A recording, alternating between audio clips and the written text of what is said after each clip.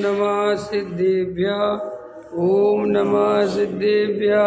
ओम नमः सिद्धेभ्यः। मंगलमय मंगल करन वीतराग्य विज्ञान नमो तार जाते भय अरिहंतादिमान करे मंगल करे हुमा ग्रंथ करन के काज मिले समाज सब पावे निज पद राज। इस भव तरु का मूल जानौ मिथ्या भाव ताको कर निर्मूल अब करिए मोक्ष उपाय। मोक्ष मार्ग प्रकाशक सातवां अधिकार सम्यक चारित्र का अन्यथा स्वरूप पृष्ठ क्रमांक 245। देखो क्या कहते हैं। प्रश्न है, कल अपन ने चर्चा करी थी कि कसाय को उपादेय मानता है तो मिथ्या दृष्टि रहता है। ये प्रश्न बात समझो, कम कसाय ज़्यादा कसाय शुभ राग अशुभ राग बात ये नहीं है। प्रश्न ये है कि तुम कसाय के बारे में तुम्हारी मान्यता क्या है। दया दान पूजा भक्ति व्रतशील संयम आदि करना कि नहीं करना ये प्रश्न नहीं है। प्रश्न ये है कि तुम दया दान पूजा भक्ति को क्या मानकर करते हो। अगर उसमें सुख का कारण मानकर करते हो, धर्म मानकर करते हो, करने वाला मान के करते हो तो मिथ्या दृष्टि हो। ये टोडामल जी ये कह रहे हैं कि हमारा भी प्रश्न ये नहीं है कि तुम अशुभ में चले जाओ या अशुभ करो, ये बात नहीं है। ये जो द्रव्यलिंगी मुनि है ये मिथ्या दृष्टि क्यों है, प्रश्न समझ में आ रहा है ना। हम जल्दी से बोल देते हैं कि साहब द्रव्यलिंगी है, 11 अंग 9 पूर्व का ज्ञान है और ऐसे है और सब कुछ है, फिर भी मिथ्या दृष्टि है। तो टोडामल जी उसकी बारीकी में जाके ये बता रहे हैं कि वो मिथ्या दृष्टि है क्यों। आप बोल तो देते हो जल्दी से, लेकिन कभी सोचो तो, विचार तो करो कि वो कोई अपनी क्रिया में दोष नहीं लगाता, परिणाम बहुत निर्मल हैं, किसी प्रकार का कोई सांसारिक राग नहीं है, कोई स्वर्ग की चाह नहीं है, कोई विषय भोगों की वासना नहीं है, तो फिर वो जीव मिथ्या दृष्टि है क्यों। ये टोडामल जी उस भूल को निकालने की कोशिश कर रहे हैं कि आपकी अगर ये बात समझ में आ जाए तो हमारे जीवन में ये बात क्लियर हो जाएगी कि ये शुभ भाव कैसे होते हैं, उनके बारे में क्या मान्यता क्या श्रद्धान होना चाहिए। लड़ाई झगड़ा नहीं है किसी बात में, विवाद नहीं है। सच्ची बात तो ये है, संसार में आज तक जितने भी विवाद हुए हैं वो अज्ञानता के कारण, अल्प ज्ञान के कारण हुए हैं। किसी एक पक्ष को समझ लिया और दूसरे पक्ष को नहीं समझा, लड़ाई झगड़ा हुआ।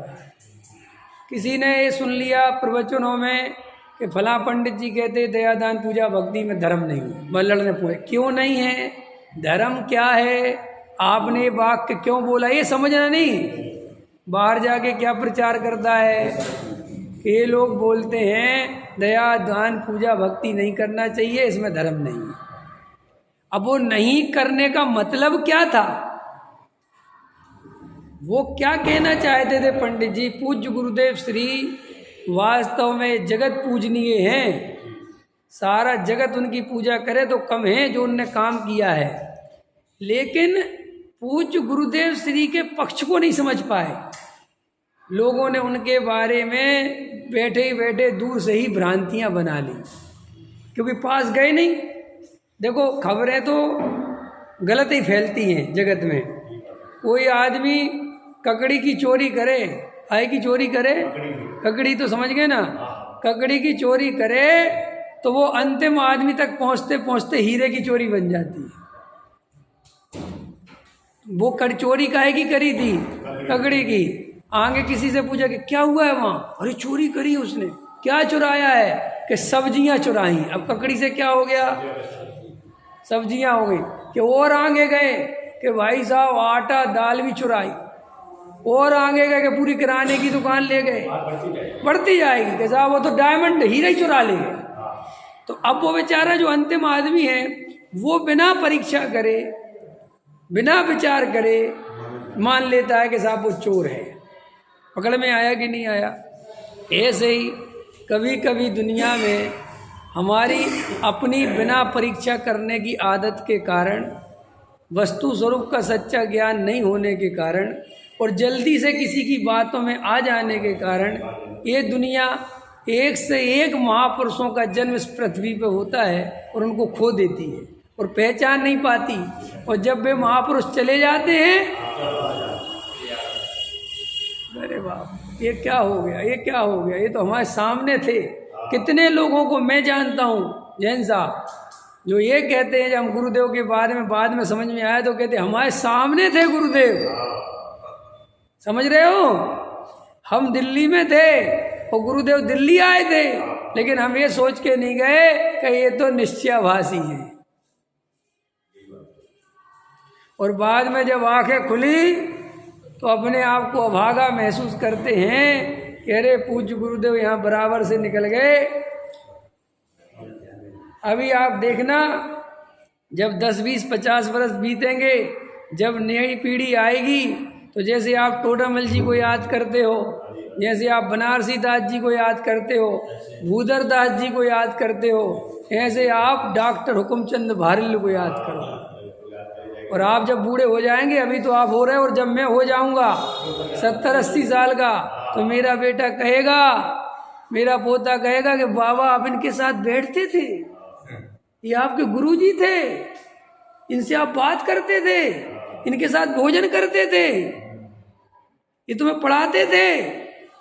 हम कहेंगे हाँ पढ़ाते थे। सोचो, अभी नहीं समझ में आता। अरे अभी अपने को कोई मिल जाए कहीं मैं टोडामल जी के साथ बैठता था, क्या कैसा लगेगा? हैं टोडामल जी साहब के साथ बैठे आप, बोलो बगल में आया। ऐसे ही महापुरुष पृथ्वी पे आते हैं और सामान्य जन के पास वो आंखें नहीं होती कि वो उन्हें पहचान पाए, क्योंकि सामान्य जनता जो होती है, आम पब्लिक होती है, वो दुनियादारी में उलझी रहती है, उसे फुर्सत ही नहीं होती महापुरुषों को सुनने की, समझने की। एक बात, और जल्दी ही दूसरे की बातों में विश्वास कर लेते हैं और नेगेटिव बातों में जल्दी विश्वास करते हैं, पॉजिटिव बातों में समझ लो करते ही नहीं है जब तक खुद परीक्षा ना कर ले। हमारी जैसे मैं आपको कहूँ कि फला व्यक्ति चोर है, आप जल्दी मान लोगे, बहुत जल्दी। लेकिन मैं कहूँ फला व्यक्ति साहूकार है, अरे कर्जा ले रखा होगा, अरे ऐसे ही थोड़ी देख, आप समझ गए ना। कोई कहे कि वो व्यक्ति सम्यक दृष्टि है, अरे ऐसे सम्यक दृष्टि होते हैं क्या? क्या मजाक करते हो, किसी को भी सम्यक दृष्टि बनाते हो। लेकिन मैं ये कहूँ कि वो व्यक्ति घृत मिथ्या दृष्टि है। आपको भी मैं किसी मोक्षु के बारे में कहूँ कि फला सम्यक दृष्टि है, आप नहीं मानोगे, मानोगे। लेकिन मैं कहूँ फला वो मोक्षु भले ही है लेकिन घृत मिथ्या है, हाँ होगा। अरे भैया अंदर खाने किसी का कुछ पता नहीं, देखो अंदर में माने आप नेगेटिव बात जल्दी ग्रहण करते हैं, पॉजिटिव बात ग्रहण नहीं करते। ये मनुष्य की सबसे बड़ी कमजोरी और सबसे बड़ा दोष है। और इस संसार में वही महापुरुष बनता है जो इस कमजोरी को दूर करके पॉजिटिव ग्रहण करता है और नेगेटिव को छोड़ देता है। ये बिल्कुल पक्की लिख लेना।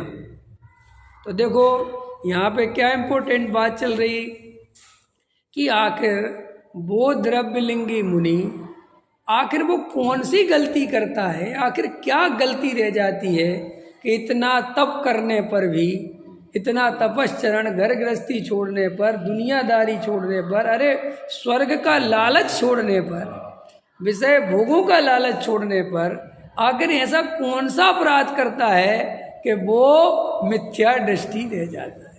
ये टोडामल जी साहब समझा रहे हैं। अब समझो कि टोडामल जी समझा तो रहे हैं उसकी कहानी, लेकिन आपको उसकी कहानी नहीं समझनी है, आपको अपनी अपनी कहानी समझना है। हमें अपनी अपनी कहानी पे ध्यान देना है कि कहीं हमारी भी कहानी तो यहीं नहीं उलझ गई। देखो क्या कहते हैं, इतनी इम्पोर्टेंट है दिनेश जी ये बात, 20 दफे पढ़ना घर जाके तो भी कम है। देखो क्या कहते हैं, पृष्ठ क्रमांक 245, मोक्ष मार्ग प्रकाशक में सबसे नीचे का पैरा। किस प्रकार सो सुनो, माने वो द्रव्यलिंगी मुनि क्या गलती करता है, किस प्रकार सो सुनो। यह पाप के कारण राग आदि को तो ये जानकर छोड़ता है, परंतु पुण्य के कारण प्रशस्त राग को उपादेय मानता है। प्रशस्त राग माने उसके जो 28 मूल गुणों को पालन करने के भाव हैं, जो उसके अंदर मंद कसाय है, इसके अंदर द्रव्यलिंगी में, और अपने लगाना हो तो दयादान पूजा भक्ति। प्रशस्त राग को उपादेय मानता है। देखो पहली भूल हो गई, उपादेय मानता है, और जिसको उपादेय मानेगा उसी की वृद्धि करेगा। अगर हम आत्मानुभव को उपादेय मानेंगे तो हम काय की वृद्धि करेंगे। आप क्या विचार करोगे कि शीघ्र अति शीघ्र मुझे अपने ज्ञानानंद स्वभावी आत्मा का दर्शन, यही करोगे ना। वो द्रव्यलिंगी मुनि अथवा कोई भी, हम और आप जो पूजा पाठ दया दान को उपादेय मानते हैं, उनके दिमाग में ही चलता, आज विधान कर लो, एक विधान और कर लो, एक पूजा और कर लो, फलाना आ रहा ये कर लो, यही चलता रहता है ना। और उनसे कहो कि शांति से बैठ के स्वाध्याय में बैठ जाओ, हाथ में ध्यान करो, अरे वो तो ठीक है, वो अपनी जगह है, लेकिन और वो बहाने क्या खोजता है, मिथ्या दृष्टि इस काम के लिए बहाने क्या खोजता है, साहब समाज को जोड़ना है, समाज को जोड़ने का भाव बताता है, साहब हमारे लिए नए नए लोगों को जोड़ना है, और जबकि इसका राग उसी काम में पड़ा है, आत्मा की तरफ बिल्कुल दृष्टि नहीं है, समाज की दुहाई देता है और खुद के अंदर कसाय है उसी टाइप की, ख्याल में है ना। और बस बार हमें तो समाज को जोड़ना है जी, तो आपको ठीक अच्छी बात है, आप स्वाध्याय में क्यों नहीं बैठते, अरे अब स्वाध्याय तो ठीक है जी, वो चल ही रहा है, और अपन तो बात ऐसी बनाता है। तो इसका अर्थ निकल गया कि जिसके अंदर जिस चीज में उपादेय बुद्धि होगी वो उसकी ही वृद्धि करता है। हम स्त्री पुत्र मकान दुकान धन इनकी वृद्धि में लगे हैं ना, धन 1 लाख से 1 करोड़ हो जाए, 1 करोड़ से 1 अरब हो जाए, क्यों कि धन में सुख बुद्धि है, धन में पैसा है, पैसा होगा तो सब कुछ होगा। तो ऐसे ही इसके द्रव्यलिंगी मुनि के अथवा श्रावक के भी ले लो जो मिथ्या दृष्टि हैं, उनकी शुभ भावों में उपादेय बुद्धि होती है, और उपादेय बुद्धि होने के कारण उसकी ही वृद्धि का उपाय करते हैं। क्लियर हो गई ये बात, उसी की वृद्धि का उपाय करते हैं। सो प्रशस्त राग भी तो कसाय है, क्या कहा, सो प्रशस्त राग माने प्रशस्त राग धर्म थोड़ा ही है, प्रशस्त राग से मोक्ष मार्ग थोड़ा ही होता है, प्रशस्त राग से कोई जीव मोक्ष में थोड़ा ही जाता है। इसलिए प्रशस्त राग भी तो कसाय है, कि कहाँ लिखा प्रशस्त राग कसाय है, कहाँ लिखा देवेंद्र जी, कहीं लिखा है कि नहीं लिखा प्रशस्त राग, अरे बताओ कहीं लिखा है कि नहीं लिखा। ऐसे प्रश्न करने वाले ना, कहाँ लिखा, यहाँ तो लिखा ही है।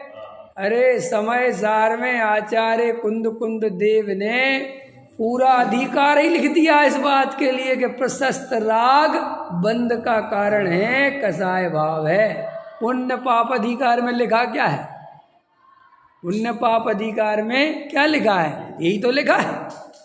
और पुण्य पाप अधिकार में पाप के बारे में कुछ नहीं लिखा है पुण्य के ही बारे में लिखा है। ये मैं हमेशा समझाता हूँ कि देखो तो गजब गजब की बात है, तुम तो इतना संकोच करते हो, डरते हो, और आचार्य भगवंत जो करुणा के सागर हैं, जो एक इंद्रिय जीव की भी रक्षा करने को जिनका विकल्प आता है, ऐसे करुणा के सागर, वे कहते हैं कि हम पाप की बात ही नहीं कर रहे, हम तो पुण्य ही है इसकी बात कर रहे हैं। महाराज पाप कि हमने वो बहुत पहले खत्म कर दिया, समझ में, पाप की क्या सोचना, सोचो भी ये पुण्य की। ऐसे ही जो गृहीत मिथ्या दृष्टि हैं, जो हिंसा झूठ चोरी कुशील परिग्रह में लगे हैं, जो अवक्ष आदि का सेवन करते हैं, जो पूजा पाठ मंदिर भक्ति में कभी नहीं आते, जो देव शास्त्र गुरु का स्वरूप नहीं समझते, उनके लिए तो निचली भूमिका में वो सब बातें समझाना उपादेय है, बताना योग्य है। लेकिन जो जीव नियमित वस्तु स्वरूप समझते हैं, रोज मंदिर में आते हैं, कोई अवक्षादि का सेवन नहीं करते, कोई पाप नहीं है जिनके जीवन में, और वास्तव में आत्म कल्याण की भावना से आते हैं, तो हमारी स्पेशल ड्यूटी है कि हमें उन लोगों को उन बातों में नहीं उलझाना चाहिए, हमें उन्हें सच्चा मोक्ष मार्ग बताना चाहिए, हमें उनको दया दान पूजा भक्ति का उपदेश नहीं देना चाहिए। उनको तो ये कहना चाहिए कि दया दान पूजा भक्ति बहुत हो गए, अब आत्मा की तरफ दृष्टि करो, अब तो संवेश से करके पहाड़ पे जाके ध्यान लगाओ, अब तो घर में बैठ के गहरे तत्व विचार करो। अब तो ये उपदेश है, ये पूजा पाठ का उपदेश अब उनको है जो मंदिर नहीं आते, ये विधान वगैरह उनके लिए हैं जो नहीं हैं, जो रुचि नहीं है, जिनको अभी गाने पर ठीक है भैया तुम चलो, लेकिन उसमें भी अगर हम उनको प्रवचन नहीं सुनाते तो आपके प्रयोजन की सिद्धि नहीं होगी, क्योंकि गा बजा के चले जाएंगे। पूज्य गुरुदेव श्री ने अगर कोई रागादिक का काम किया कि चलो पूजा, तो साथ में रखा कि भाई उसके निमित्त से आएंगे लेकिन तत्व समझाएंगे। पत्रिका में छपेगा के विधान है और नीचे छपेगा के साथ में प्रवचन है। और अगर इतना अपने माल में इतनी दम होनी चाहिए कि पूज्य गुरुदेव श्री ने ऐसा माल दिया था कि लोग विधान भूल गए थे, प्रवचन में आते थे। उसी परिपाटी का निर्वाह करेंगे हम तो हमारा ये जैन धर्म, ये तत्व ज्ञान आगे जा पाएगा, वरना क्रिया कांड आगे रह जाएगा और तत्व ज्ञान पीछे छूट जाएगा। आप अपने प्रवचनों में, आप अपनी सभाओं को इतना श्रेष्ठ बनाओ कि लोग आपके मंदिर को प्रवचन के मंदिर के नाम से जाने, तत्व ज्ञान के नाम से जाने, पूजन पाठ विधान के नाम से नहीं। हमारे मंदिर में लोग प्रवचन सुनने के लिए आए कि वहाँ चलो, वहाँ बहुत बढ़िया प्रवचन होते हैं। ये हमारे अंदर होनी चाहिए, तब वो बात बनेगी। ख्याल में है ना? अभी मैं, आप विश्वास नहीं करोगे, काम करने वाले करते हैं। अभी मैं शिवपुरी गया था प्रवचन करने, तो शिवपुरी में अरविंद जी, आप विचार नहीं कर सकते, लोग विधान में कम आते थे, प्रवचन में ज़्यादा आते। मैं जब वहाँ पहुँच जाता था, जैसे 7 बजे विधान के टाइम, 8, साढ़े 8 बजे, 8:15 बजे, और मेरा प्रवचन है 9:30 बजे से, तो मैं पहुँच गया 8:30 कि अपने 1 घंटे पूजन हो जाएगी, 9:30 से प्रवचन हो जाए। तो मैं जब 8:30 बजे गया तो बहुत कम लोग बैठे। ख्याल में आया कि नहीं आया? तो मैंने कहा तो बहुत कम बैठते, आप तो कहते बहुत लोग बैठते। कहते आप बैठे तो रहो। अच्छा। और 9:30 बजे मेरे प्रवचन का जैसे ही टाइम हुआ, मंदिर में बैठने जगह ही नहीं। मैंने कहा कमाल के लोग हैं भाई। और स्वाध्याय की इतनी रुचि, ऐसी टकटकी लगा के सुन रहे। ये है। मैंने कहा यार गजब हो जाता। बोले साहब हमारे यहाँ तो सीधी सी बात है, स्वाध्याय प्रेमी हैं। एक बसर पूजा पाठ में नहीं आ पाए तो नहीं आ पाए, स्वाध्याय में पहले पहुंचेंगे। कि क्यों? क्योंकि स्वाध्याय में भगवान की सुनने का अवसर है। सुना तो हम जब चाहे लेंगे भगवान की, लेकिन सुनने का अवसर तो कम है ना भाई। हम तो आगे पीछे अब जाके सुना लेना भगवान को, उसमें क्या फर्क पड़ता है? वहाँ कुछ ये नहीं पड़ता कि तुम 6 बजे सुनाओ, तुम कभी भी सुनाओ। भगवान 24 घंटे अवेलेबल हैं, वे कहीं नहीं जा रहे। पर हाँ, वहाँ तो मनी की स्थिति पढ़नी है, और भगवान जाते भी नहीं कहीं। हमने ऐसे विराजमान करे हैं कि वे कहीं नहीं जाएंगे। पकड़ में आए ना, तो हमें स्वाध्याय के प्रति गंभीर होना चाहिए। और अरविंद जी विशेष, अगर सच्चा मुमुक्षु बनना है तो स्वाध्याय के प्रति गंभीर बनो। और किसी चीज़ के लिए अंदर बिल्कुल निर्णय कर लो। देखो भैया, डॉक्टर साहब के निर्णय देखो आप, उनको पूरे जीवन में कभी क्रमबद्ध पर्याय पे शंका नहीं हुई। इसलिए तो निर्भयता थी, इसलिए तो निडरता थी। उनको पुण्य पाप पे इतना पक्का भरोसा था, इतना पक्का भरोसा था कि दुनिया इधर से उधर हो जाए। अब उनको कोरोना का प्रवचन सुनना उनका मैंने कल डाला था, ख्याल में है ना। आप डॉक्टर साहब को जितना भी परिचय हो, कम हो ज़्यादा हो, मैंने उनके निर्णय देखे। हम तुम जरा से बाजार में निकले 10 20 50 100 200 रुपये डाल के निकलते हैं जेब से। आप में से एक कोई जो बिना जेब पैसे डाले निकल जाए? डॉक्टर साहब पूरी जिंदगी 1 रुपया नहीं डाला जेब में, पूरी जिंदगी निकल गई। अमेरिका लंदन घूमते रहे बिना पैसे डाले, बिना कुछ रखे। इतना भरोसा था। वो वास्तव में वीर सागर जी जो बोले थे ना, कपड़ों में लिपटा हुआ संत था। उसके जैसा व्यक्ति खोजना उनके संसार में मुश्किल है भाई साहब। देखने को तो वो कपड़े में थे, लेकिन वे संतों से भी ज्यादा थे। अपने पास कुछ नहीं, कभी एक कपड़ा लेने का देखने का राग नहीं आया कि कुर्ता पजामा लेने जा रहे तो मुझे दिखा दो, जैसा ला दोगे वैसे ही पहन लेंगे, जो व्यवस्था कर दोगे कर दे। गजब ख्याल में। पहले तो उनका ऐसा था, समय बचाने के लिए खाना दिया ना, जैसे 4 तरह की सब्जी दो, तो वो सबको एक ही कटोरे में मिला देते थे। कहते थे इतना विकल्प कौन करे कि इसमें लगाओ इसमें लगाओ। विश्वास नहीं करोगे आप कि 50 दफे मैंने उनके साथ भोजन किया है, 100,000 दफे। और देखो उनका वात्सल, मैं जहाँ भी कहीं भी हूँ, वो जैसे डॉक्टर साहब जो दिल्ली में आ गए और मैं दिल्ली में मिलने पहुँचा, ख्याल में है ना, तो फिर वो भोजन करने के समय पहुँचा, बैठ जाओ भोजन, बाद में भोजन करो, यहीं पे वो बराबर बैठाते थे कुर्सी पे, भोजन करो। और हम कटोरा लिया, दादी कटोरा पहले ही रख देती थी, और सारी सब्जी लोगों को बहुत लगता है ना, सब डाला। एक बार की घटना है, याद आती कभी कभी बात है। हम और दादा भोजन कर रहे थे, यही दिल्ली की घटना है। तो जो भोजन परसने वाले थे वे बार बार कहें ये ले लो जी। अब टेबल पे सब रखते थे, समझे, ये ले लो जी। 2-3 बार तो सुन लिया, ख्याल में आया कि नहीं है। फिर चौथी बार बोले मुझे पता नहीं है, एक मेरे ही लिए रखा है। क्या बोले? मुझे नहीं है पता कि मेरे लिए रखा है। नहीं जी आपके, तो मुझे भी पता है, मुझे जो लेना होगा, आप क्यों परेशान हो रहे, आप ले लो ना, मैं आपसे बार बार कह रहा हूँ मुझे मत। तो मतलब उनका क्या, वो क्यों टोक देते थे बार बार बोलने में? उनका चिंतन चलता रहता था अंदर, और वो बार बार तुम बोलोगे तो उनको डिस्टर्ब होता था, तो वो बोल देते मत बोलो बस। तो अपना कटोरे में सब डाला और खा गए। तो एक बार वो अपने खुद भी बताते थे, तो मैंने कई दफ़े कहा था ऐसे, तो बोलते थे अब ये सब्जी में लगाओ, ये विकल्प, ये लगाओ। इतने विकल्प कौन करे, इतनी फुर्सत है किसे? माने 1-1 मिनट जीवन का तत्व चिंतन। और ऐसे ही थोड़ी कोई व्यक्ति 106 पुस्तकें लिख देगा। 106 बुक लिख दी उनने।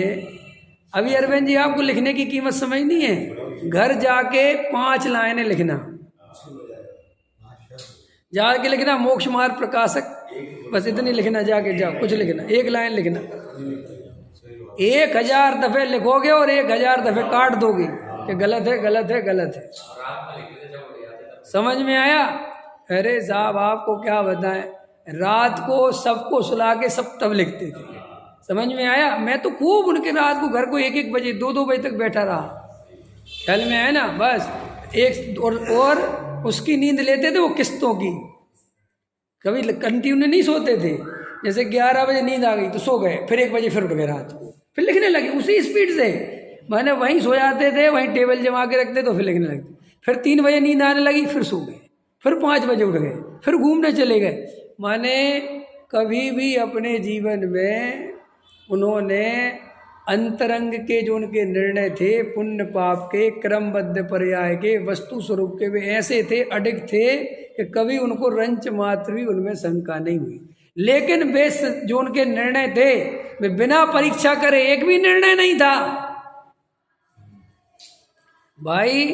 जैसे बहुत सारे दही को बिलो तब मक्खन निकलता है, क्या कहा मैंने? बहुत सारे दही को जब बिलो, समुद्र मंथन करो, पूरे समुद्र मंथन समझ गए, तब जाके वो अमृत निकलता है। डॉक्टर साहब ने हजारों शास्त्रों को पढ़ा, समझा, उनकी परीक्षा करी, पूज्य गुरुदेव श्री को सुना, पूरी आगम परंपरा को पढ़ा, पूरे ग्रंथों को निचोड़ा, निकाला, तर्क से, युक्ति से, आगम का सेवन और स्वानुभव से प्रमाण करके जो ये सहजता, ये समाधि, ये क्रमबद्ध पर्याय, तुम्हें तो लगता है, लेकिन उनने ऐसे ही स्वीकार नहीं कर ली क्रमबद्ध पर्याय कि गुरुदेव ने कही और हमने मान ली। नहीं, उनने हजारों ग्रंथों में पहले परीक्षा करी। उनने ये पुण्य है, ये किसी के कहने मात्र से नहीं मान लिया, पहले खुद स्वयं परीक्षा करी कि इसमें कितनी दम है। और ऐसे मानने से, परीक्षा करके निर्णय करने से वो निर्णय हमेशा के लिए मजबूत होते हैं। और हम क्या करते हैं, गुरुदेव ने कही तो हमने मान ली। हमें तो डॉक्टर साहब ने कह रहे भाई हम भी तो परीक्षा प्रधानी बने, अगर आज तुम किसी के कहने से कोई बात मान लोगे और कल कोई उससे बड़ी बात तुम्हें सुनने मिलेगी, या भटका देगा कोई। अपने मोक्षु कितने हैं, पहले पुण्य को हे कहते रहे और खूब और फिर बाद में ऐसे योग बन गए कि पुण्य को उपाधि कहने वाले मिल गए और वे अपने ही मोक्षुओं में शामिल हो गए, तो आखिर उन्हीं की धरा में चले गए ना, क्योंकि अपना निर्णय तो कुछ था नहीं। और गुरुदेव का समझ लो वियोग हो गया, और यहाँ पे पुण्य को उपाधि बताने वाले इस रूप में कि भैया अशुभ से बचने के पुण्य करो, पुण्य करो, ऐसा नहीं है, ऐसा नहीं है, ऐसे में तो स्वच्छंदी हो जाओगे, पापी हो जाओगे। तो ऐसा करके वापस कहाँ पहुँच गए, उसी पुण्य में, उसी पूजा पाठ में, उसी क्रियाकांड में। क्यों पहुँच गए, क्योंकि अपना कोई निर्णय नहीं था। इसलिए अपना निर्णय मजबूत करो, हम किसी के कहने से कभी नहीं मानेंगे। हमें इसलिए मैं कहता हूँ डॉक्टर साहब का वो मक्खन है वो बिलो के निकाला गया है, डायरेक्ट मक्खन नहीं है। जैसे दुनिया में डायरेक्ट मक्खन नहीं मिल सकता, घी नहीं मिल सकता, बहुत मेहनत करने के बाद मिलता है। तुम तो घी पे घी मिल गया खा लिया, लेकिन वो घी आया कैसे। ऐसे ही डॉक्टर साहब की जो रचनाएं हैं, जो उनके काम हैं, बहुत मेहनत से करे गए हैं। अपना भाग्य के अपने के पास उपस्थित हैं, तो अब उनको पढ़ो, समझो, परीक्षा करो, समय सार पढ़ो, सुनो, और स्वाध्याय अब गहरे से गहरा करो। अब अपने पास ज़्यादा समय है नहीं संसार में, ठीक है ना। और अपनी उम्र,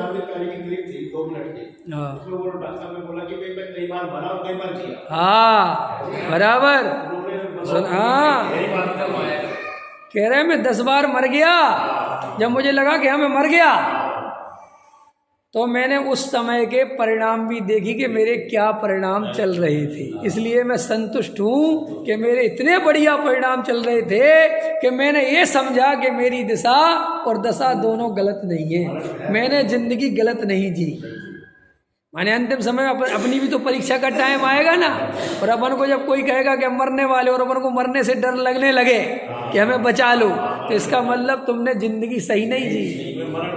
मैंने कोई पाप नहीं किया। हाँ क्या हो, जब मैंने अंदर अपने भाव देखे, वो तो हमेशा ही कहते थे कि जैसी गति वैसी मति, और मेरी मति मुझे वैसे ही दिखती है कि मेरी गति बहुत ही बढ़िया है, मुझे कोई भाव नहीं आता किसी भी प्रकार का। मैं आपको कह रहा हूँ ना, मतलब मरण भय देखो आप, अरे भैया जब वो बेहोश हो जाते तो समय सार की गाथाएं पढ़ते थे, वे बेहोश हैं और गाथाएं कौन सी पढ़ रहे अरे ऐसा थोड़ा ही है। तो अपने को भी ऐसा जीवन जीना, उनकी तारीफ करो, लेकिन हम उनके जैसे बनेंगे तब उनकी सच्ची श्रद्धांजलि है। उनकी तारीफ करने के लिए यहाँ नहीं बैठा मैं, मुझे खुद वैसा बनना है, मुझे खुद वैसी अब समाधि चाहिए। मैंने डॉक्टर साहब के जाने के बाद यही संकल्प लिया है कि मैं भी ऐसे ही समाधि में जीवन जी के ऐसे ही मरण करूँगा। यही मेरा उनके लिए जो है श्रद्धांजलि है, यही उनकी गुरु दक्षिणा है, और कोई गुरु दक्षिणा नहीं है। मैं तो उनके ही जैसे तत्व निर्णय, उनके जैसे ही हर समय पे जो काम होना चाहिए, 60 साल की उम्र में जो काम होना चाहिए वो करा, और 80 साल की उम्र में जो काम होना चाहिए वो किया।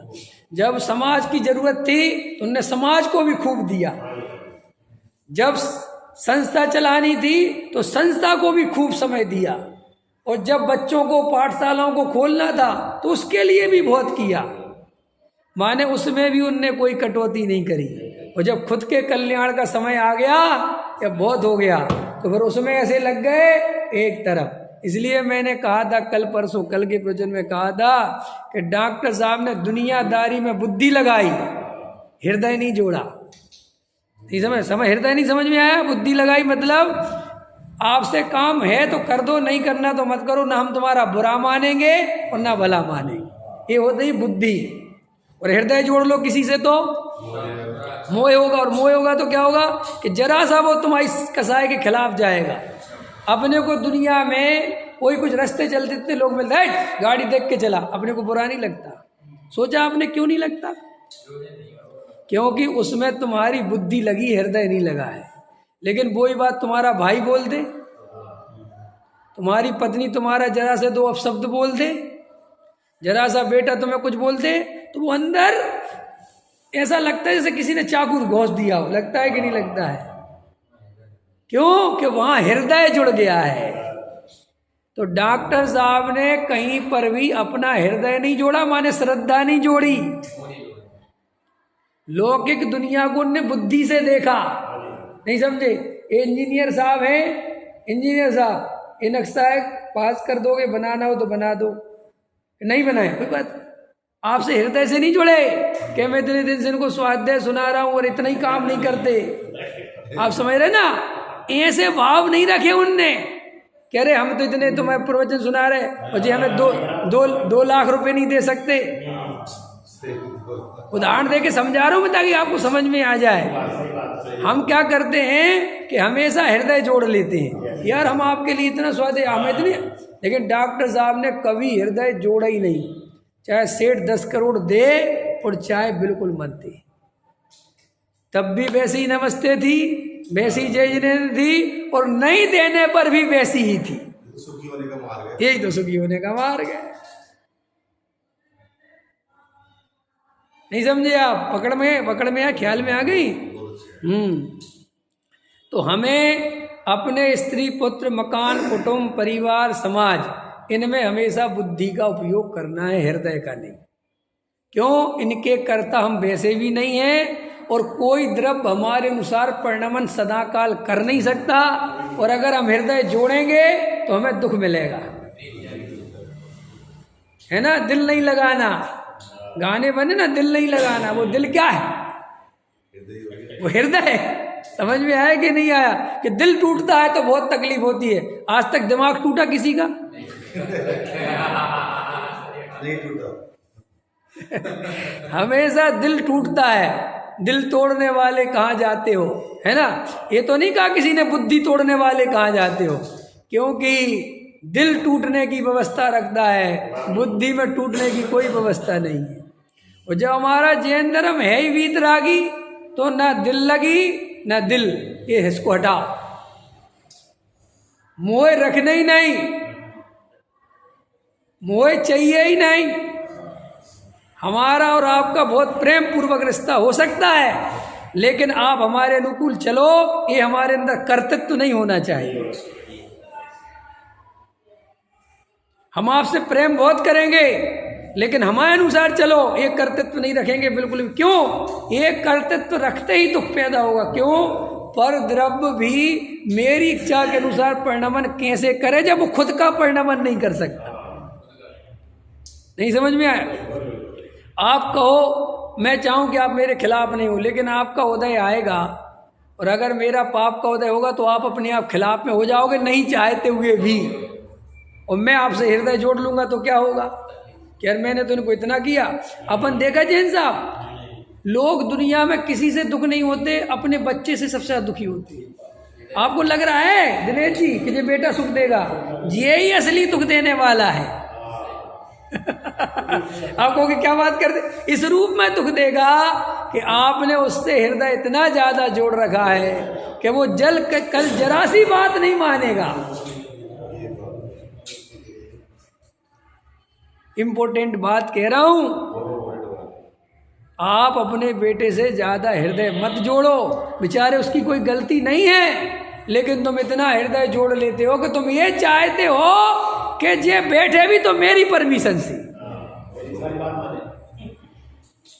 और ऐसा संभव है? अच्छा बोलो, संभव है? ऐसे ये सासें बहुएं से दुख पाती हैं। क्यों पाती हैं? कि हमारे अनुसार चले, लेकिन परद्रव्य अपने अनुसार चलेगा क्यों? यही तो जैन धर्म है, यही तो वस्तु का स्वरूप है कि हमारे अनुसार क्यों चलेगा भाई? तुमने हृदय जोड़ लिया तो गलती तुम्हारी है ना, मोह तुमने पैदा करा। वस्तु स्वरूप में तो मोह के लिए जगह ही नहीं। तुमने ही अपना बेटा, मैं तो बेचारा पैदा हुआ 6 महीने का 9 महीने का, उसकी क्या है? तुमने ये मेरा बेटा और ऐसा चलना चाहिए और ये चलना चाहिए और ये चलना चाहिए। एक बेटा था 8-10 साल का और 12 साल का होगा। मैं उसके घर पे गया और कहा, मैंने कहा बेटा क्या बनोगे, क्या बनना चाहते हो? बोले पागल बनूंगा।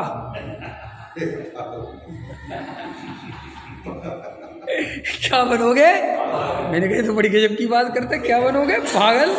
कह रहा पागल बनूंगा। मैंने क्यों, कैसे? अरे बोले भैया क्या बताऊं, चाचा कहते इंजीनियर बनाएंगे, पापा कहते हैं जो बहुत बढ़िया डॉक्टर बनाएंगे, और मेरे जो ताऊ जी हैं वो दूसरे वाले वो कहते हैं बहुत अच्छा क्रिकेट खेलता है, क्रिकेटर बनाएंगे। अब मैं पागल हूँ कि मैं बनूंगा क्या? समझ में? किसी ने कह दिया गायक बनाएंगे, तो भैया मैं तो इनकी सबकी सुनूंगा तो पागल बनूंगा और तो कुछ नहीं बनूंगा। अंत समझ में आया? तो मैंने कहा बेटे किसी की मत सुनना, तुम अपने हृदय की सुनना। तुम्हें जो बनना हो तुम वो बनना। ये तो दुनिया हमेशा अपने को तुम्हारे अनुसार परिणमन कराना चाहती है। तो परस द्रव्य से हृदय मत जोड़ो और आत्मा को हृदय के बिना मत रखो। क्या? अपनी आत्मा से इतना प्रेम करो, इतना हृदय जोड़ दो, क्यों? कि वहां दिल टूटने की कोई गुंजाइश। ये आत्मा अनादि अनंत नित्य स्वभाव वाला, सदा काल रहने वाला है। इससे मेरा वियोग हो ही नहीं सकता, क्योंकि मैं स्वयं आत्मा हूं। तो मेरा मेरे से वियोग कैसे होगा? दुनिया से तो हो जाएगा ना, लेकिन मेरा मेरे से तो नहीं होगा। नहीं, आपका अपने से तो बस मैं अपना प्रेम, अपना सारा हृदय किसकी ओर झुकाऊंगा? अपनी ओर झुकाऊंगा। मैं परद्रव्य को, सारी दुनिया को बुद्धि से चलाऊंगा। बुद्धि चलाऊंगा माने बुद्धि का स्तर रखूंगा, मोह पैदा नहीं करूंगा। रमेश जी से मेरे संबंध बहुत अच्छे रखूंगा, लेकिन इनसे मोह नहीं रखूंगा कि ये मेरे अनुसार चलें, क्योंकि यही तो सारे दुख की जड़ है। देखो दिगंबर संत, देखो मुनिराज, देखो आचार्य भगवान, सारे जगत से संबंध रखते हैं और फिर भी किसी से नहीं रखते। तो संबंध तो इतना है कि एक इंद्रिय जीव के प्रति भी करुणा का भाव। ख्याल में आया कि नहीं आया? भील को समझा दें, चक्रवर्ती को समझा दें, फिर भी ना ये भाव रखते कि ये भील समझ जाए और मेरी मानना चाहिए, और चक्रवर्ती को मेरी मानना चाहिए। भाई मान नहीं मान वो तू जान। देखो पूज्य गुरुदेव श्री पूरे जीवन काल वस्तु स्वरूप समझाते रहे। तो सब लोग कहते थे जब कोई किसी को समझा ही नहीं सकता तो आप क्यों समझाते? तो वो ये कहते थे मैं यही समझा रहा हूं कि कोई किसी को नहीं समझा सकता, और तुम्हें ये समझ में आ जाए, बस यही तो वस्तु का स्वरूप है। ख्याल में आया कि नहीं आया? पूरा जीवन यही तो बता रहा हूं। और देखो अब कभी कभी गुरुदेव की बातें भी याद आती हैं। आपको पता है गुरुदेव कैसे थे? गुरुदेव डॉक्टर साहब के किस्से डॉक्टर साहब मुझे सुनाते थे। ऐसे थे पूज्य गुरुदेव श्री कि जैसे डॉक्टर साहब उनको मान चलो बहुत प्रिय है। उदाहरण दे रहा हूँ ताकि वो बुद्धि और हृदय समझ में आ जाए। बहुत प्रिय है, डॉक्टर साहब बहुत प्रिय थे गुरुदेव को। फिर भी डॉक्टर साहब सुनाते हैं उनने कभी किसी से प्रेम नहीं करा। प्रिय होने पर ही प्रेम समझ मोह नहीं किया। कैसे?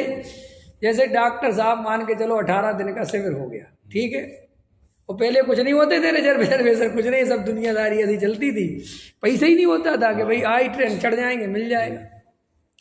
तो डॉक्टर साहब सुबह गए या दोपहर में गए कि गुरुदेव हम जा रहे हैं, ठीक है कि नहीं, और वो अपना स्वाध्याय करते थे, ठीक है जाओ।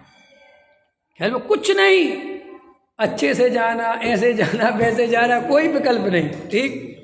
डॉक्टर साहब सुनाते हैं कि हम लोग जब स्टेशन पे पहुंचे और गाड़ी उस दिन कैंसिल हो गई, ख्याल में आया, या निकल गई, या कुछ काम हो गया कि भाई वापस आ गए, तो हम लोग वापस आ गए। तो शाम को फिर गए गुरुदेव के पास कि हम गए नहीं, आ गए। अच्छा, ये भी नहीं पूछा कि तुम आ क्यों गए, जब तुम भाग गए थे तो आ कैसे गए। देखो इतना अपन इतना तो विकल्प आता ही है ना। माने गुरुदेव ऐसे स्वाध्याय में मस्त रहते थे कि डॉक्टर साहब से इतना प्रेम है फिर भी नहीं पूछ रहे, और बिल्कुल सेम डॉक्टर साहब थे ऐसे। 20 दफे डॉक्टर साहब के पास में पहुंच गया अचानक रात को 11 बजे। जैसे मैं जयपुर जाता था ना यहाँ से, रात को 11 बजे मेरी ट्रेन पहुंची, तो मेरी आदत थी कि दादा मुझे पता था 1-2 बजे तक तो जगे ही रहे होते थे, और उनके गेट भी बंद नहीं होते थे कभी भी, जब तक मैं जग रहा गेट भी खुले रहते थे ख्याल में, क्योंकि वहाँ कुछ है ही नहीं।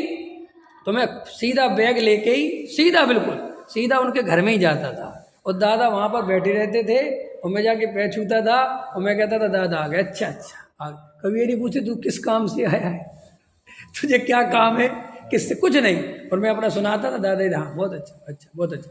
फिर अपन ने कहा दादा अब मैं जा रहा हूँ। हाँ जाओ। कोई नहीं कि रुक जाओ कि भाई अब सवेर है या कोई बात है, कोई बात। मतलब ज्ञानी इतने सहज रहते हैं कि प्रेम पूरा और मोह बिल्कुल नहीं, प्रेम पूरा और मोह बिल्कुल नहीं। और हमारा क्या होता है, प्रेम बिल्कुल नहीं, मोह मोह।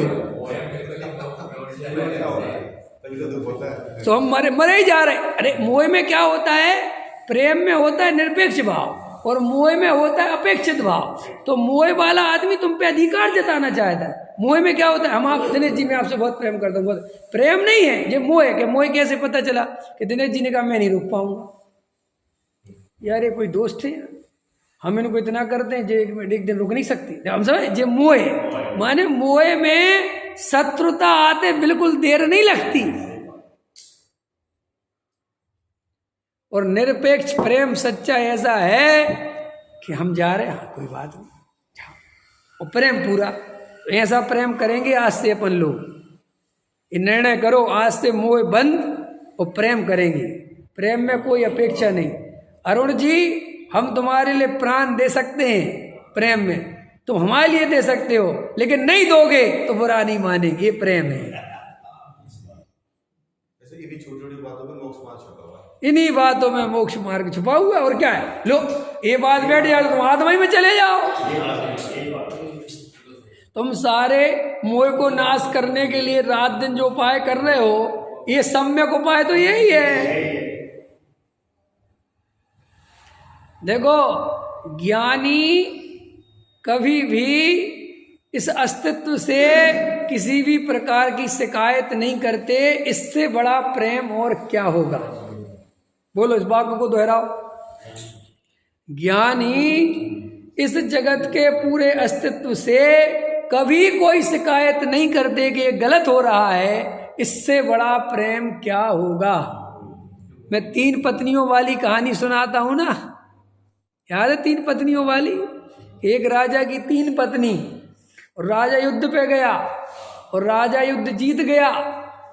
तो 3 पत्नी थी उसकी, तो उसने खबर पहुंचाई कि जाके पूछो रानियों से किसको क्या चाहिए, जीत की खुशी में उनके मन की चीज दिलाएंगे। तो पहली रानी के पास गए, बोले राजा प्रसन्न हैं, और वो कहते हैं कि क्या चाहिए। तो कहने लगे मुझे 9 लाख हार बोल दो। महिलाओं की इससे ज़्यादा बुद्धि चलती नहीं। 9 लाख हार ख्याल में है ना। फिर दूसरी पत्नी से पूछा कि मुझे बहुत बढ़िया बाजू बंद चाहिए, समझ में आया ना, और बढ़िया एक हार चाहिए। बोले ठीक। तीसरी रानी के पास गए, और तीसरी रानी वो थी जिसे राजा बिल्कुल भी प्रेम नहीं करता था, क्योंकि वो ज्यादा सुंदर नहीं थी। उसके पास गए, उससे पूछा राजा बहुत प्रसन्न है, युद्ध जीत गए हैं, क्या चाहिए।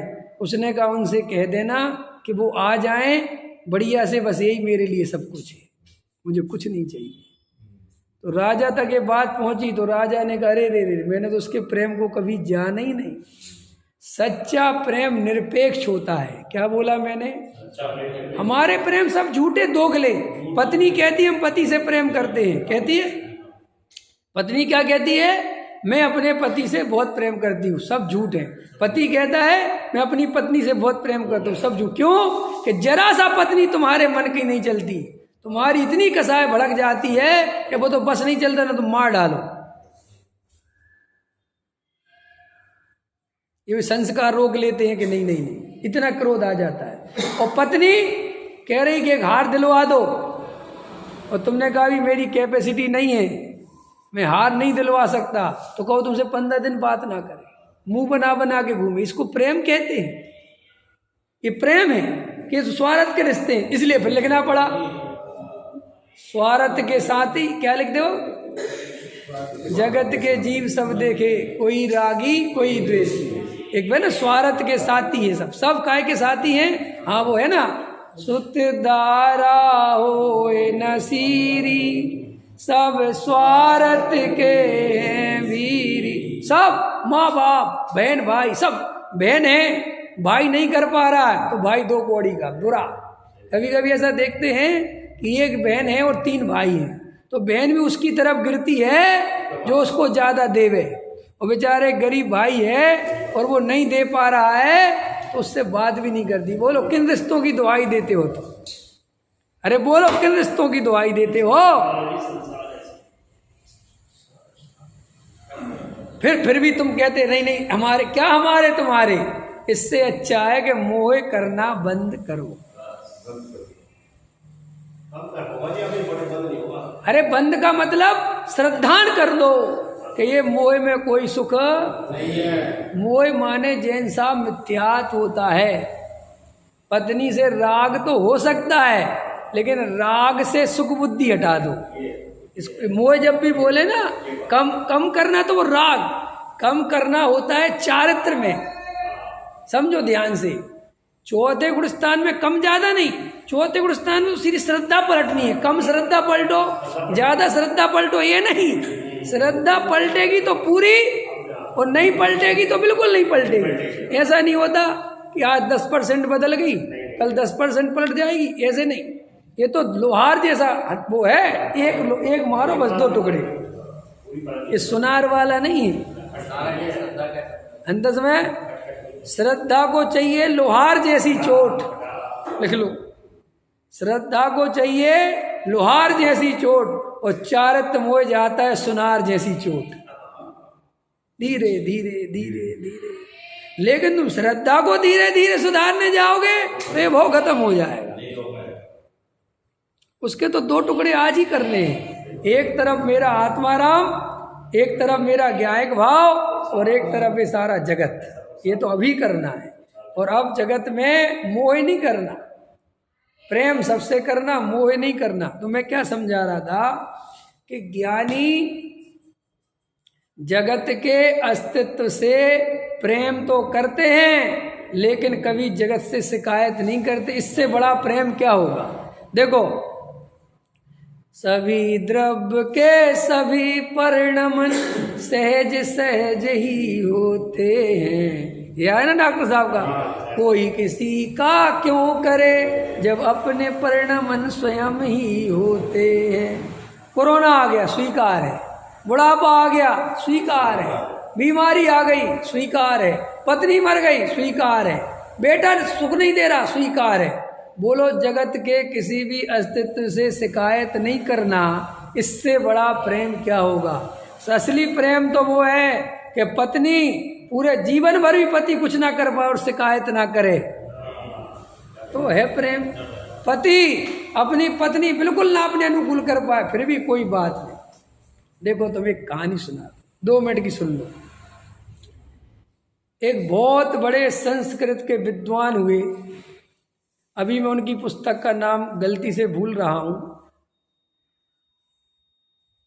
भामा कुछ नाम बिल्कुल भूल रहा हूँ। उनने अपने उसका भामा, उनकी पत्नी का नाम भामा था, तो भामा ऐसा कुछ ग्रंथ का नाम रखा।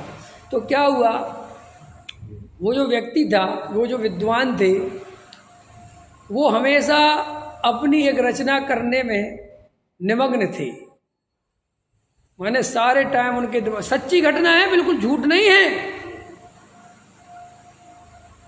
बिल्कुल। अभी और कितने युगों में बता दूंगा, देख के क्लियर नहीं हो रहा है, कब वो ध्यान नहीं है, लेकिन घटना बिल्कुल एक्चुअल है, तो वो बता दूंगा अभी। तो उनकी क्या हुआ, उनके पिताजी ने कहा, 18-20 साल के होंगे जो भी हो, कि भैया शादी करनी। हाँ कह दी। उनने ये नहीं सोचा ये पूछ क्या रहे हैं, वे अपनी उसमें थे, समझ चिंतन में। उन्होंने कहा पिताजी ने कि शादी हाँ हाँ कह दी। अब ना तो किसी ने सोचा कि इन्हें सोच समझ के हाँ बोला क्या बोला। और सुनो, इतने चिंतन में डूबे रहे कि उनकी शादी हो गई। उन्होंने कुछ ध्यान नहीं दिया कि क्या बोला, अपने ही चिंतन में उस ग्रंथ की चिंता, और शादी हो गई, पत्नी आ गई। सुनो ध्यान से, और वो पत्नी आ गई और वे अपना ग्रंथ लिखते थे। वे तो लिखे नहीं रहे थे, उनको कुछ पता ही नहीं कौन आ गया। सो कोई पानी रख जाए उनको पीने, कौन? वो पत्नी। सो पानी पी ले। उस समय लाइट नहीं होती थी, सो शाम का टाइम होता, सब वो कहते थे दीपक जला दो, सो दीपक जला जाए वो।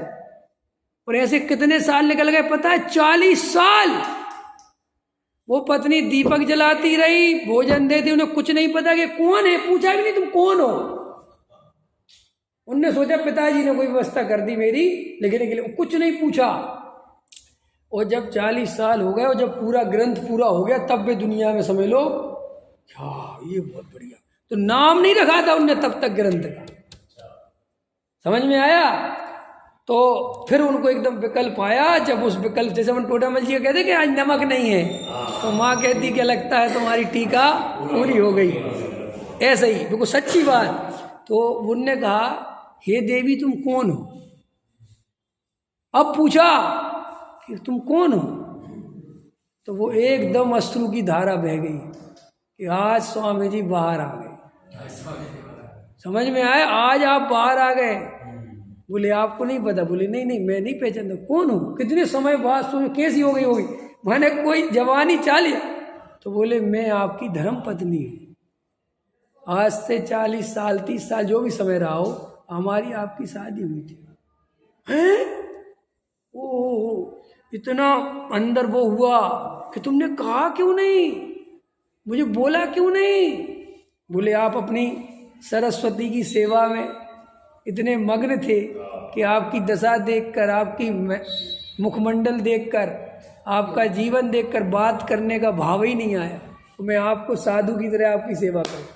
तो अब बोले मैं बोलो तुम्हारे लिए क्या कर सकता हूँ? तुम्हारा तो पूरा जीवन ही चला गया, मैं क्या करूँ तुम्हारे लिए? तो बोले कुछ नहीं करना। बोले नहीं। तो फिर उस ग्रंथ का नाम पत्नी के नाम पर रखा, उस भामा कुछ ग्रंथ का नाम है। अब बोलो अरविंद जी, ऐसे ऐसे लोग हुए हैं और हम सड़ी सड़ी बातों में मरे जा रहे हैं। राग द्वेष कर करके लगे रात और दिन, धड़ाधड़ कर्म बंधन कर रहे हैं, कोई चिंता नहीं है अपने को। गहराई से विचार करना, ये जीवन बहुत कीमती है।